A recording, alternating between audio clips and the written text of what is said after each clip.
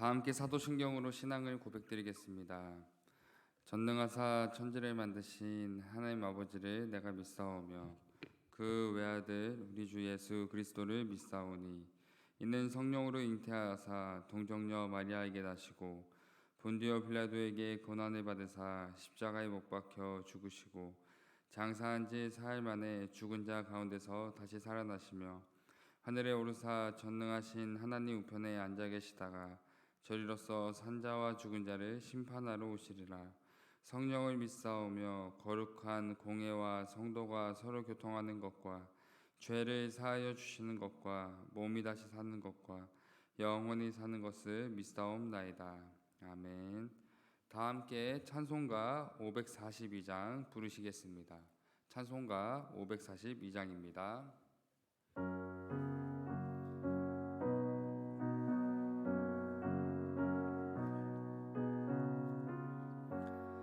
구주 예수 의지함이 심히 기쁜 일일세. 영생 허락 받았으니 의심할 주 없도다. 예수 믿는 것은 받은 증거 많도다. 예수 귀한 예수 믿음 더욱 주소서. 구주 예수 의지함이 심히 기쁜 일일세. 주를 믿는 나의 마음 그의 피에 적시네. 예수 믿는 것은 받은 증거 많도다. 예수 귀한 예수 믿음 더욱 주소서. 구주 예수 의지하여 죄악 벗어버리네. 안위 받고 영생함은 주께 모두 얻었네. 예수 믿는 것은 받은 증거 많도다. 예수 귀한 예수 믿음 더욱 주소서. 구주 예수 의지하여 구원함을 얻었네. 영원 무궁지나도록 주여 함께 하소서. 예수 믿는 것은 받은 증거 많도다. 예수 귀한 예수 믿음 더욱 주소서. 아멘. 오늘 사랑하는 성도님들과 함께 나눌 하나님의 귀한 말씀은 사무엘하 21장 15절에서 22절까지의 말씀입니다. 사무엘하 21장 15절에서 22절까지의 말씀입니다. 제가 봉독해 드리겠습니다. 블레셋 사람이 다시 이스라엘을 치거늘 다윗이 그의 부하들과 함께 내려가서 블레셋 사람과 싸우더니 다윗이 피곤함에 거인족의 아들 중에 무게가 300세겔 되는 노창을 들고 세 칼이 찬 이스비브노비 다윗을 죽이려 하므로 스루야의 아들 아비새가 다윗을 도와 그 블레셋 사람들을 쳐 죽이니 그때 다윗의 추종자들이 그에게 맹세하여 이르되 왕은 다시 우리와 함께 전장에 나가지 마옵소서. 이스라엘의 등불이 꺼지지 말게 하옵소서 하니라. 그 후에 다시 블레셋 사람과 곱에서 전쟁할 때에 후사 사람 십북에는 거인족의 아들 중에 삽을 쳐 죽였고 또다시 블레셋 사람과 곱에서 전쟁할 때 베들레헴 사람 야레오르김의 아들 에라난의 가드 골리앗의 아우 라흐미를 죽였는데 그자의 창 자루는 배트채 같았더라. 또 가드에서 전쟁할 때 그곳에 키가 큰 자 하나는 손가락과 발가락이 각기 6개씩 모두 24개가 있는데 그도 거인족의 소생이라. 그가 이스라엘 사람을 능욕함으로 다윗의 형 삼마의 아들 요나단이 그를 죽이니라. 이 네 사람 가드의 거인족의 소생이 다윗의 손과 그의 부하들의 손에 다 넘어졌더라. 아멘.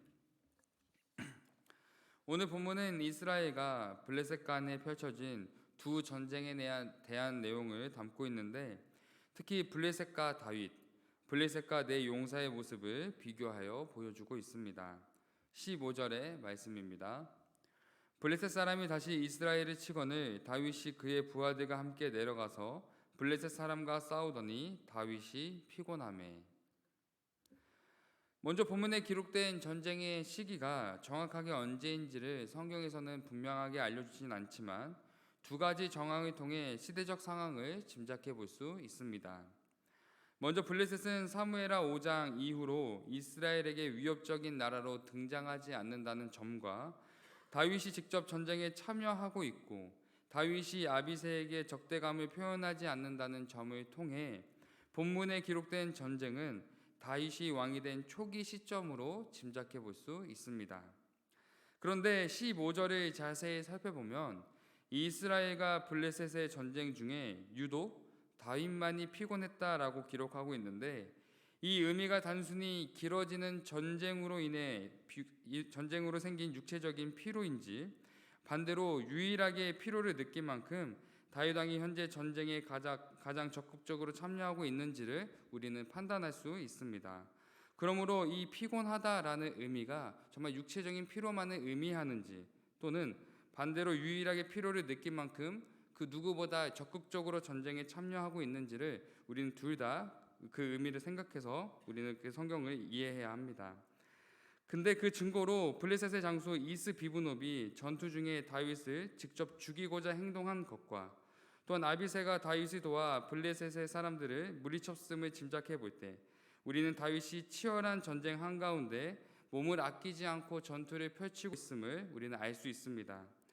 그로 인해 그 모습을 지켜보던 다윗의 추종자들과 부하들은 다윗에게 더 이상 전쟁에 참여하지 말아달라고 간절하게 부탁하고 있습니다. 그러므로 다윗이 피곤하였다라는 이 의미는 가장 전투에 적극적으로 참여하고 있는 다윗의 모습을 비유하고 있는 모습이다라는 것을 우리는 알 수 있습니다. 17절의 말씀입니다. 수루야의 아들 아비새가 다윗을 도와 그 블레셋 사람들을 쳐 죽이니 그때 다윗의 추종자들이 그에게 맹세하여 이르되 왕은 다시 우리와 함께 전장에 나가지 마옵소서, 이스라엘의 등불이 꺼지지 말게 하옵소서 하니라. 17절의 기록처럼 다윗의 부하들은 더 이상 다윗 왕이 전쟁에 참전하지 않기를 간절하게 부탁하고 있습니다. 왜냐하면 그들에게 있어 다윗은 자신의 목숨보다 소중하고 사랑스러운 존재이자 이스라엘의 등불이었기 때문입니다. 여기서 다윗 왕의 부하들이 다윗을 이스라엘의 등불이라고 표현한 의미는 하나님께 기름 부음 받은 다윗 왕의 존재가 이스라엘의 길을 비추는 등불처럼 이스라엘의 밝은 미래를 책임지고 이끌어가기를 바라는 그들의 마음을 나타내며, 더 나아가 열왕기상 11장 36절에서 하나님은 이스라엘의 등불이 다윗에게 있을 것이라고 약속하셨습니다. 그로 인해 다윗은 이번 전쟁을 통해 자신의 존재가 하나님이 세우신 이스라엘의 등불이자 하나님의 보호하심과 백성들의 사랑을 받는 존재라는 것을 깨닫게 되는 전쟁이 되었을 것입니다. 18절의 말씀입니다.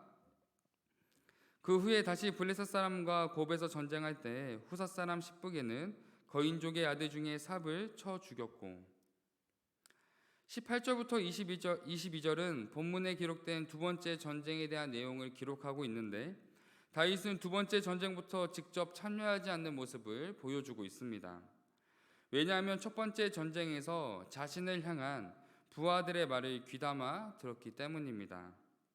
그런데 다윗의 이러한 결정은 이후 왕으로서 책임을 다하지 않는 결정적인 계기가 되었고, 더 나아가 밧세바와 간음하게 되는 끔찍한 죄의 원인이 되었습니다. 그렇다면 다윗은 첫 번째 전쟁 이후 어떤 결정을 내렸어야 했을까요? 다윗은 자신이 전쟁에 참여하지 않아도 되는 합리적인 상황에 있을지라도, 누구보다 자신을 아끼고 사랑하는 사람들의 조언을 들었을지라도, 그 무엇보다 자신을 향한 하나님의 말씀과 약속을 가장 먼저 기억하며 살아가야 했습니다. 왜냐하면 이전 다윗은 언제나 불합리적인 상황에 놓일지라도, 많은 사람들의 의심과 시기, 미움을 받을 때에도 언제나 하나님만을 의지하며 담대히 나아갔기 때문입니다. 그 결과 다윗은 누구도 기대하지 않았던 골리앗과의 전투에서 하나님의 도우심을 의지하며 단번에 골리앗을 무너뜨리게 되었고, 그 계기를 통해 하나님의 살아계심을 증거하는 이스라엘의 등불로 살아가게 되었기 때문입니다. 따라서 본문 19절과 22절에 등장하는 다윗의 용사들과 블레셋 거인들의 전투는 그들의 용맹함과 뛰어남을 기록하기 위함이 아니라 이전 다윗과 골리앗의 전투처럼 언제나 사람의 시선과 경험, 환경을 뛰어넘어 일하시는 하나님의 도우심을 강조하여 깨닫게 하고 있습니다. 그러므로 본문을 통해 사람들의 말과 현실 앞에 하나님이 아닌 자신이 주인된 결정을 내렸던 다윗 왕의 모습을 거울 삼아 우리의 삶과 신앙의 모습을 점검할 수 있어야 합니다. 먼저 내 삶에 마주한 위기와 고난 앞에 우리는 어떤 반응으로 살아가고 계신가요?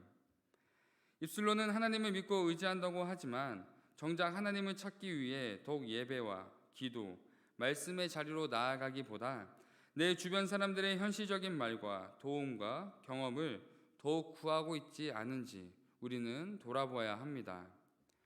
또는 지나왔던 나의 신앙의 경험들이 내 삶 속에서 하나님을 더욱 찾게 하는 계기가 되기보다 내가 스스로 결정하고 판단하는 계기가 되어 늘 우리의 삶과 신앙을 내 스스로 판단하고 있지 않은지를 점검해야 합니다. 사랑하는 성도 여러분, 신앙의 삶은 어떠한 문제 앞에서 답을 찾는 것이 아니라 하나님 나라에 가기까지 하나님의 약속과 말씀을 끝까지 신뢰하며 견디며 의지하는 삶의 모습임을 우리는 꼭 기억해야 합니다. 그리고 그 시간 속에 하나님은 우리의 모든 계획과 생각을 뛰어넘어 일하시며 살아계신 하나님을 증거하는 귀한 도구로 우리를 사용하실 것입니다. 스코틀랜드 목사인 오스왈드 챔버스는 이러한 고백을 했습니다. 아담은 하나님의 벗이자 동력자로 지음을 받았다. 그에게는 하늘과 땅, 바다의 모든 생명에 대한 지배권이 있었다. 그러나 정작 가장 중요한 자기 자신을 지배하지 못했다.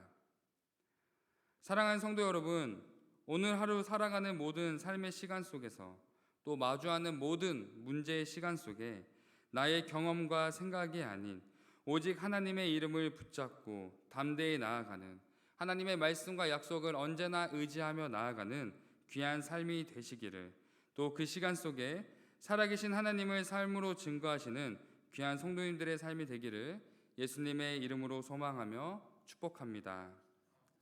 기도하겠습니다. 사랑의 하나님, 오늘 하루를 허락하시고 예배의 자리로 이끌어 주심에 감사드립니다. 하나님, 이 땅에 우리를 보내신 거룩한 사명과 목적을 잊지 않고 언제나 하나님 앞에 살아감을 기억하며 나의 경험과 생각, 판단을 내려놓고 하나님의 인도하심을 겸손히 구하는 우리의 모습이 되기를 소망합니다. 우리의 시선이 세상이 아닌 하나님을 바라보며 우리의 귀가 사람이 아닌 하나님의 말씀을 듣기에 힘쓰며 우리의 마음이 내가 아닌 하나님이 주인된 거룩한 성전이 되게 하셔서 나의 삶을 통해 살아계신 하나님을 온전히 증거하게 하옵소서. 우리의 모든 본이 되시며 사랑의 시작과 완성되시는 예수 그리스도의 이름으로 기도드립니다. 아멘. 하늘에 계신 우리 아버지여, 이름이 거룩히 여김을 받으시오며 나라에 임하옵시며 뜻이 하늘에서 이루어진 것 같이 땅에서도 이루어지이다. 오늘날 우리에게 이러한 양식을 주옵시고 우리가 우리에게 죄 지은 자를 사하여 준 것 같이 우리의 죄를 사하여 주옵시고 우리를 시험에 들게 하지 마옵시고 다만 악에서 구하옵소서. 대개의 나라와 권세와 영광이 아버지께 영원히 있사옵나이다. 아멘. 들으신 말씀을 기억하며 함께 기도하겠습니다. 첫 번째 기도 제목은 내 삶의 크고 작은 모든 문제를 오직 하나님 앞에 내려놓고 기도하는 겸손한 신앙의 삶을 살아가게 하옵소서. 두 번째 기도 제목은 코로나의 재확산으로부터 교회와 성도님들의 건강을 지켜 주옵소서. 세 번째 기도 제목은 타국에서 복음을 증거하시는 선교사님들의 사역과 삶을 지켜 주옵소서. 이렇게 세 가지 기도 제목을 놓고 함께 기도하신 후에 각자 개인 기도하시고 돌아가도록 하겠습니다. 기도하겠습니다. 사랑의 하나님, 오늘 하루를 더 허락하여 주시고 우리가 또 하나님의 자녀로 또 하나님 앞에 나아올 수 있도록 허락하여 주시면 감사드립니다. 하나님, 우리가 매일매일 삶을 살아갈 때 하나님 앞에 나아가야 하는, 또 나아가지 않아도 되는 그러한 나의 기준과 생각들이 있다면 우리가 지금 돌아보게 하시고, 하나님 어떠한 삶의 크고 작은 문제라도 늘 하나님 앞에 나아가 엎드려 기도하며 구하는 겸손한 하나님의 자녀된 모습으로 살아갈 수 있도록 붙잡아 주옵소서. 하나님, 삶을 살아가다 보면 세상에 보이는 것과 또 사람의 말과 또 나의 경험들이 하나님의 말씀보다 더욱 우선될 때가 많습니다. 그러나 하나님, 어떠한 모든 순간에 우리가 놓일지라도 늘 가장 먼저 하나님을 찾고 구하며 겸손히 엎드려 기도하는 우리의 모습이 될 수 있도록 하나님 인도하여 주시옵소서. 또한 우리의 그러한 모습을 통하여서 하나님의 크신 은혜와 하나님의 살아계심과 하나님의 능력을 구하며 경험하며 살아가는 귀한 우리의 삶, 이 땅에서의 믿음의 삶이 될 수 있도록 하나님 인도하여 주옵소서. 하나님, 아직 이 땅에 코로나의 질병이 계속해서 많은 사람들을 힘들게 하며 또 많은 사람들을 아프게 하고 있습니다. 특히 하나님, 우리 교회 가운데 코로나로부터 고통받고 힘들어하는 성도님들이 계시다면 하나님께서 성도님들에게 삶 가운데 함께하여 주시옵고 위로하여 주시옵고 아픔 부위부위마다 하나님께서 치료하여 주시옵고, 하나님 그 시간을 통하여서 하나님 깊이 경험하는 귀한 계기가 되게 하여 주시옵소서. 또한 하나님, 우리 주변의 이웃들도 코로나로부터 많은 어려움을 겪고 있습니다. 하나님, 우리의 마음과 우리의 시선이 그들을 외면하지 않게 하시고, 하나님 이 질병의 시대로부터, 하나님 이 고통받는 시대로부터 우리 하나님을 더욱더 증거하는 귀한 계기가 되게 하시고, 하나님을 전하는 계기가 되게 하시고, 우리의 삶을 통하여서 하나님의 사랑을 널리 알릴 수 있도록 붙잡아 주셔서, 하나님 우리가 더욱더 말씀을 가지고 말씀을 품고 그 사랑을 가지고 우리가 많은 사람들에게 하나님을 증거하는 삶을 살아가게 하시옵고, 우리가 더욱더 많은 사람들에게 하나님의 사랑을 증거하며 나아갈 수 있도록 우리의 마음과 생각과 우리의 모든 것을 성령 하나님께서 주관하여 주시고 이끌어 주옵소서. 하나님, 타국에서 복음을 증거하시는 선교사님들을 위해 기도합니다. 하나님, 우리가 그곳에서 함께 사역을 하지 못하지만 또 우리가 함께 또 그곳에서 함께 선교를 하지 못하지만 우리에게 주어진 삶의 자리에서 늘 선교사님들을 잊지 않고 기도하게 하시고, 우리가 기도의 동역자로서 선교사님들의 모든 삶과 사역의 모든 시간 속에 우리가 늘 함께하고 있음을 기억하게 하시고, 하나님 그 시간 속에서 하나님의 귀한 열매가 맺어질 수 있도록 붙잡아 주셔서 하나님 선교사님들의 건강과 또 마음과 생각을 지켜주시고, 그곳에서 하나님의 이름으로 담대히 나아갈 때 귀한 복음의 열매가 맺어질 수 있도록 하나님 인도하시고 붙잡아 주셔서 우리가 늘 함께 기도하게 하시고, 하나님의 나라와 또 하나님의 복음이 온 땅에 증거될 수 있도록 우리의 삶을 통하여서도 일하여 주시옵소서.